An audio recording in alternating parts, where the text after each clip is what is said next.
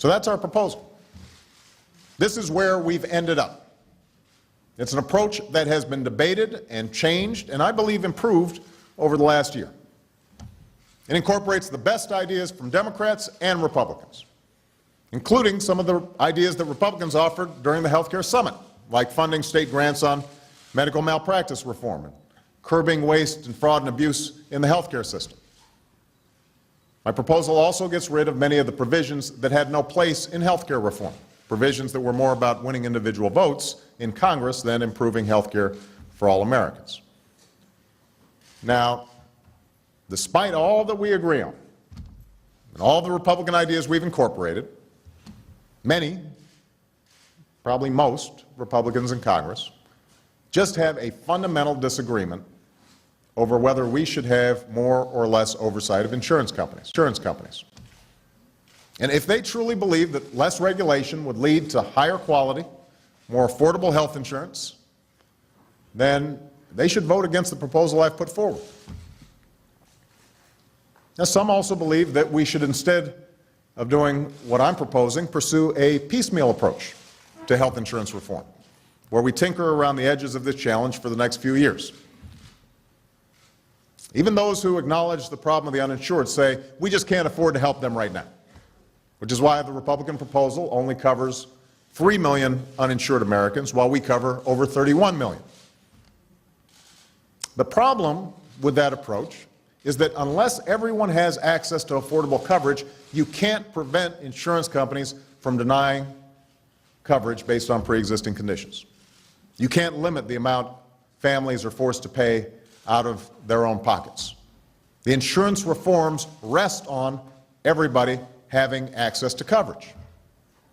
And you also don't do anything about the fact that taxpayers currently end up subsidizing the uninsured when they're forced to go to the emergency room for care, to the tune of about $1,000 per family. You can't get those savings if those people are still going to the emergency room. So the fact is, health reform only works if you take care of all of these problems at once. Now, both during and after last week's summit, Republicans in Congress insisted that the only acceptable course on health care reform is to start over.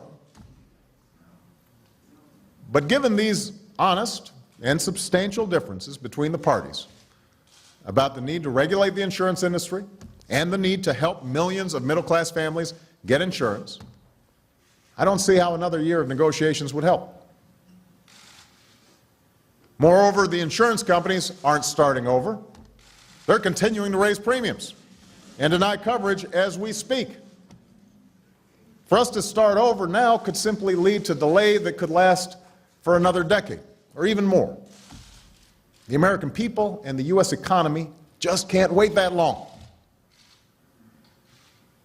So, no matter which approach you favor, I believe the United States Congress owes the American people a final vote on health care reform.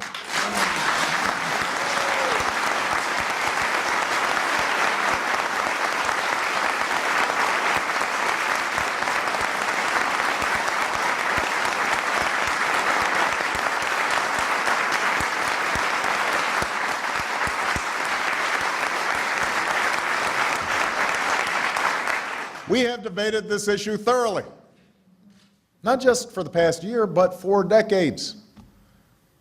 Reform has already passed the House with a majority. It has already passed the Senate with a supermajority of 60 votes. And now it deserves the same kind of up or down vote that was cast on welfare reform, that was cast on the children's health insurance program, that was used for COBRA health coverage for the unemployed, and, by the way, for both Bush tax cuts, all of which had to pass Congress with nothing more than a simple majority. I have therefore asked leaders in both houses of Congress to finish their work and schedule a vote in the next few weeks. From now until then, I will do everything in my power to make the case for reform. And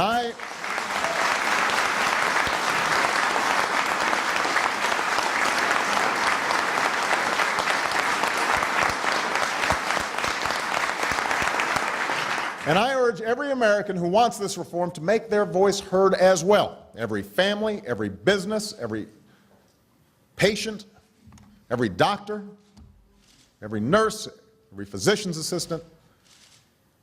Make your voice heard. This has been a long and wrenching debate. It has stoked great passions among the American people and their representatives. And that's because health care is a difficult issue. It is a complicated issue. If it was easy, it would have been solved long ago. As all of you know from experience, health care can literally be an issue of life or death. And as a result, it easily lends itself to demagoguery and political gamesmanship and misrepresentation and misunderstanding. But that's not an excuse for those of us who were sent here to lead. That's not an excuse for us to walk away.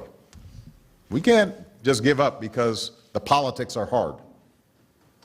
I know there's been a fascination bordering on obsession in this media town about what passing health insurance reform would mean for the next election and the one after that. How will this play? What will happen with the polls? I will leave it to others to sift through the politics, because that's not what this is about. That's not why we're here. This is about what reform would mean for the mother with breast cancer whose insurance company will finally have to pay for her chemotherapy. This is about what reform would mean for the small business owner who will no longer have to choose between hiring more workers or offering coverage to the employees she has.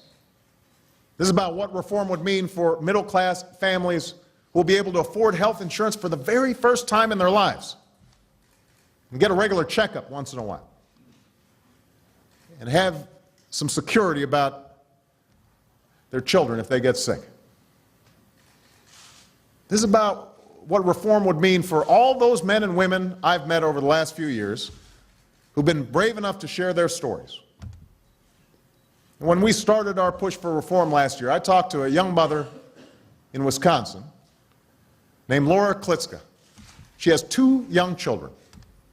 She thought she had beaten her breast cancer, but then later discovered it had spread to her bones.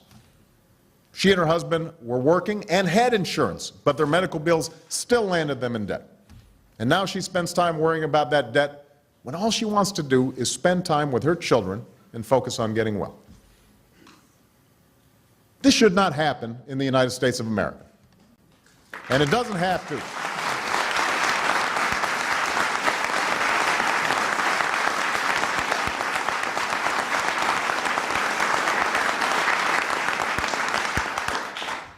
In the end, that's what this debate is about. It's about what kind of country we want to be. It's about the millions of lives that would be touched, and in some cases saved, by making private health insurance more secure and more affordable. So at stake right now is not just our ability to solve this problem, but our ability to solve any problem. The American people want to know if it's still possible for Washington to look out for their interests and their future. They are waiting for us to act. They are waiting for us to lead. And as long as I hold this office, I intend to provide that leadership. I do not know how this plays politically, but I know it's right. And so I ask Congress to finish its work, and I look forward to signing this reform into law. Thank you very much, everybody. Let's get it done.